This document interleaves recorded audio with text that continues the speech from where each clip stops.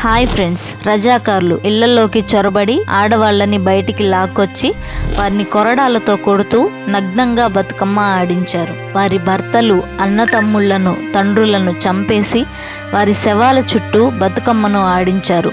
వేరే గత్యంతరం లేక ఏడుస్తూనే వారి శవాల చుట్టూ బతుకమ్మ ఆడాల్సి వచ్చింది. ఊరందరి ముందే బహిరంగంగా 63 మంది మహిళల మీద ఈ రజాకార్లు అత్యాచారం చేశారు.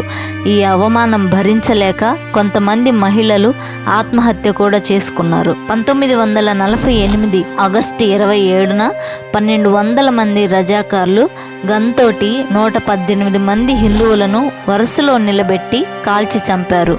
దీన్ని ఒక జలియన్ వాలాబాగ్గా చెప్తారు.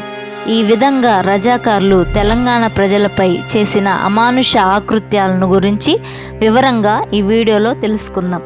ఈ వీడియో చాలా ఇంట్రెస్టింగ్గా ఉండబోతుంది. వీడియో నచ్చితే లైక్ చేయండి, ఛానల్ను సబ్స్క్రైబ్ చేయండి. 80% మంది మన వీడియోస్ చూస్తున్నారు కానీ సబ్స్క్రైబ్ చేయడం లేదు. ప్లీజ్ సబ్స్క్రైబ్ చేయొచ్చు కదా. మీరిచ్చే సబ్స్క్రిప్షన్ మాకు మోటివేషన్లా మారి మరిన్ని మంచి వీడియోస్ని మీ ముందుకు తీసుకురావడానికి ఎంతగానో హెల్ప్ అవుతుంది. అయితే ఇంకెందుకు ఆలస్యం, let's get in to the video. అయితే ఇదంతా జరిగింది ఇప్పటి సిద్దిపేట జిల్లాలోని వీరభైరన్పల్లి విలేజ్లో. ఇప్పటికి కూడా ఆ మారణ కాండకు జరిగిన స్తూపాన్ని మనం అక్కడ చూడొచ్చు.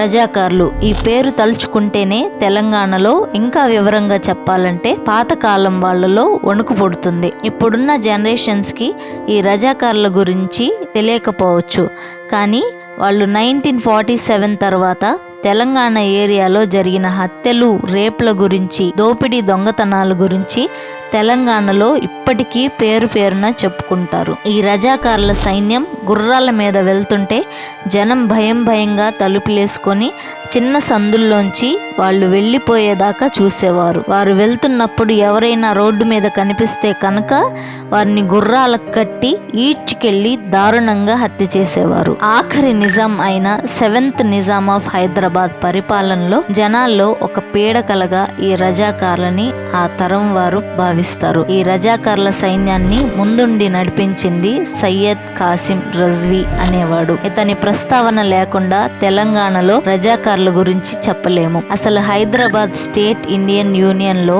1948లో విలీనం అవ్వడానికి లాతూర్కి వచ్చాడు. ఇప్పుడు లాతూర్ మహారాష్ట్రలో ఉంది. అయితే ముస్లిం అయిన కాసిం రజ్వీ 1927లో ఉన్న హైదరాబాద్ స్టేట్ నిజాం రాజు బహదూర్ యార్ జంగ్ తన అనుచరులతో ఎంఐఎం పార్టీని పెట్టించారు. హైదరాబాద్ సంస్థానంలో ముస్లిం మతాన్ని విస్తరింపజేయడం, ఆ మతం యొక్క సంస్కృతి వైభవం పెంచాలన్న ఉద్దేశంతో ఈ ఎంఐఎం పార్టీ స్థాపించారు. అయితే 1944లో నిజాం రాజు బహదూర్ యార్ జంగ్ అనుమానాస్పదంగా చనిపోయాడు. అయితే ఎంఐఎం పార్టీ లీడర్షిప్ అనేది ఈ కాసిం రజ్వీ చేతుల్లోకి వెళ్లిపోయింది. బహదూర్ యార్ జంగ్ ని విషమిచ్చి చంపినట్లు ఈ చరిత్రకారులు చెప్తున్నారు, కానీ సరి అయిన ఆధారాలైతే లేవు. అప్పటి నుంచి ఈ ఎంఐఎం పార్టీ స్వరూపమే మారిపోయింది. సరి అయినటువంటి సైనిక బలం లేకపోవడం వలన ఈ నిజాం రాజు బ్రిటిషర్స్ తో చర్చలు, ఒప్పందాలు చేసుకునేవారు. అదే సమయంలో అప్పటి Hyderabad prime minister Liaquat Ali communist ఉద్యమకారులని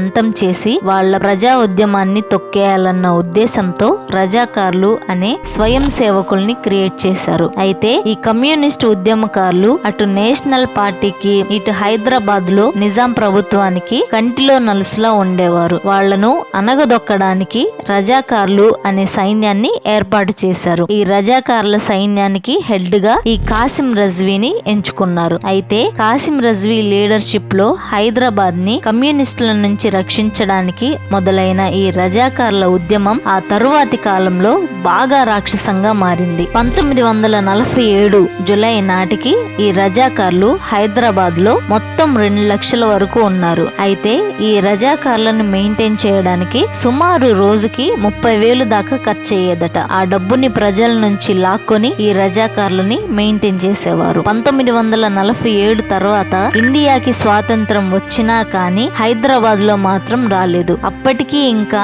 Nizam పరిపాలనలోనే ఉంది. ఇలా నిజాం నవాబు ప్రభుత్వానికి ఇంకా గ్రామంలో ఉండే దొరల ఆకృత్యాలకి వ్యతిరేకంగా తెలంగాణ సాయుధ పోరాటం బాగా పెరిగిపోయింది. అంటే తెలంగాణ ప్రజలు తమకు స్వాతంత్రం కావాలని కోరుకునేవారు. హైదరాబాద్ స్టేట్ ప్రజలంతా హైదరాబాద్ సంస్థానాన్ని ఇండియాలో విలీనం చేయడానికి అనుకూలంగా ఉన్నందుకు వారిని ఎక్కడికక్కడ అణిచివేయాలని చెప్పేసి ఈ కాసిం రజ్వీ తన రజాకార్ల సైన్యాన్ని ఈ జనాలపైకి పురిగొల్పాడు. ఎక్కడైతే నిజాం గవర్నమెంట్ వ్యతిరేకంగా పనిచేస్తున్నారో వారిని నిర్దాక్షిణ్యంగా గన్స్తో కాల్చి చంపేయడం, ప్రజల ఆస్తుల్ని అడ్డగోలుగా దోచేయడం, తలుపులు పగలగొట్టి ఇళ్లల్లోకి చొరబడి ఆడవాళ్ళని రేప్ చేయడం, వారి బట్టలు తీసేసి బతుకమ్మ ఆడించడం, భార్యల ముందే వారి భర్తల గొంతు కోసి చంపడం, ఇలాంటి దారుణాలు చాలానే చేశారు. ఇంట్లోకి చొరబడి చాయ్ కావాలని అడగడం, పాలు లేవని చెబితే ఆ మహిళల చనుపాలతోనే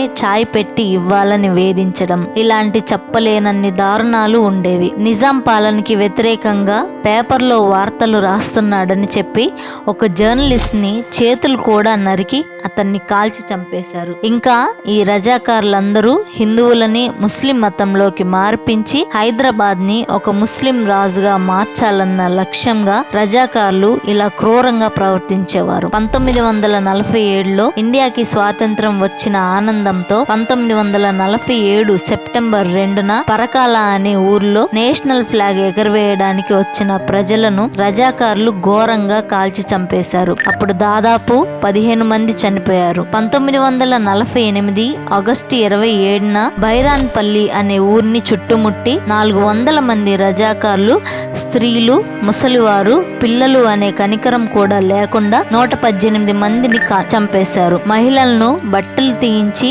వారిని నగ్నంగా ఉంచి కొన ఊపిరితో చావు బ్రతుకుల మధ్య ఉన్న వారి ముందు, ఇంకా చనిపోయిన శవాల ముందు బతుకమ్మ ఆడించారు. అయితే పాలు పోసి పెంచిన పామే తిరిగి కాటేసింది అన్న సామెత మనం విన్నాం కదా. ఓ దశలో నిజాం రాజును కూడా ఈ కాసిం రజ్వీ తాను చెప్పిందల్లా చేయగలిగేలా చేశాడు. అయితే 1948 సెప్టెంబర్ వచ్చేసరికల్లా ఇండియన్ గవర్నమెంట్ చేయగలిగినటువంటి ఆపరేషన్ పోలో హైదరాబాద్ స్టేట్ ని ఇండియాలో కలిపివేయడం దాదాపు ఇక అయిపోతుందన్న టైంలో ఇక అక్కడే ఉంటే జనం నన్ను కొట్టి చంపేస్తారన్న విషయం కాసిం రజ్వీకి అర్థమైపోయింది. దీంతో పాకిస్తాన్ పారిపోవడానికి ట్రై చేశాడు. 1948 సెప్టెంబర్ 16న అరబ్ కంట్రీస్కి ఆయుధాలు సప్లై చేసే ఒక బిజినెస్ మ్యాన్ విమానంలో పాకిస్తాన్కి వెళ్ళిపోవాలని ప్లాన్ చేశాడు. అయితే అతను ఆ విమానాశ్రయం చేరుకునే లోపే ఆ విమానం వెళ్ళిపోయింది. తరువాత 7వ నిజాం ఇండియన్ ఆర్మీకి లొంగిపోయాడు. సో ఆపరేషన్ పోలో కంప్లీట్ అయిపోయింది. హైదరాబాద్ సంస్థానం ఇండియాలో విలీనమైపోయింది. ఆ వెంటనే హైదరాబాద్లో ఎంఐఎం పార్టీ హెడ్ ఆఫీస్లో ఇండియన్ ఆర్మీ రజ్వీని అరెస్ట్ చేశారు. 1948 మద్రాస్ ట్రైన్ దోపిడీ కేసులో హైదరాబాద్ స్టేట్ పోలీసులు రజ్వీని అరెస్ట్ చేశారు. తరువాత కొత్త రాజ్యాంగం వచ్చిన తర్వాత హైదరాబాద్ చట్టం చెల్లదని వాదించాడు. వేరే కేసుల్లో కోర్టు అతనికి 1950లో 7 ఏళ్లు జైలు శిక్ష విధించారు. ఈ 7 ఏళ్ల జైలు శిక్ష పూర్తి కాగానే మహారాష్ట్రలోని యారావాడ జైలు నుంచి విడుదలై హైదరాబాద్ కి వచ్చాడు. ఇక ఎంఐఎం పార్టీ ప్రెసిడెంట్ పదవిని వేరే వాళ్ళకి అప్పగించడానికి ట్రై చేశాడు. కానీ ఆ పదవి కోసం ఎవ్వరూ ముందుకు రాలేదు. కానీ చివరిగా అబ్దుల్ వహీద్ ఓవైసీ ముందుకొచ్చాడు. అతను ఎవరంటే ఇప్పుడున్న అసలుద్దీన్ ఓవైసీకి తాత అన్నమాట. దీంతో ఎంఐఎం ప్రెసిడెంట్ పదవి అబ్దుల్ వహీద్ ఓవైసీకి ఇచ్చేసి 1957 సెప్టెంబర్ 11న కాసిం రజ్వీ ఫ్యామిలీతో పాటు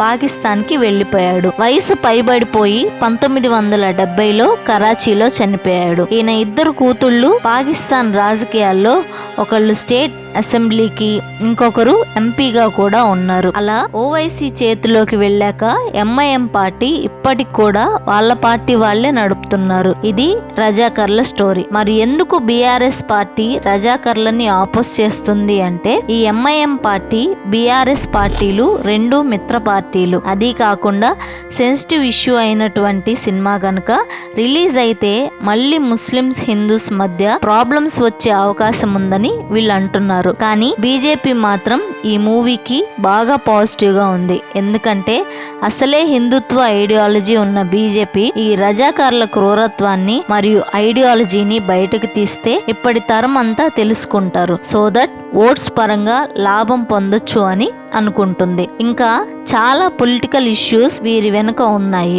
మొత్తానికి ఇది రజాకార్ల దారుణాలు మరియు ఆకృత్యాల గురించి. ఇది ఫ్రెండ్స్ ఈరోజు video.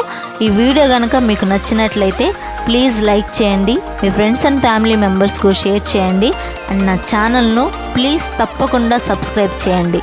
Thanks for watching. This is Dhatri signing off.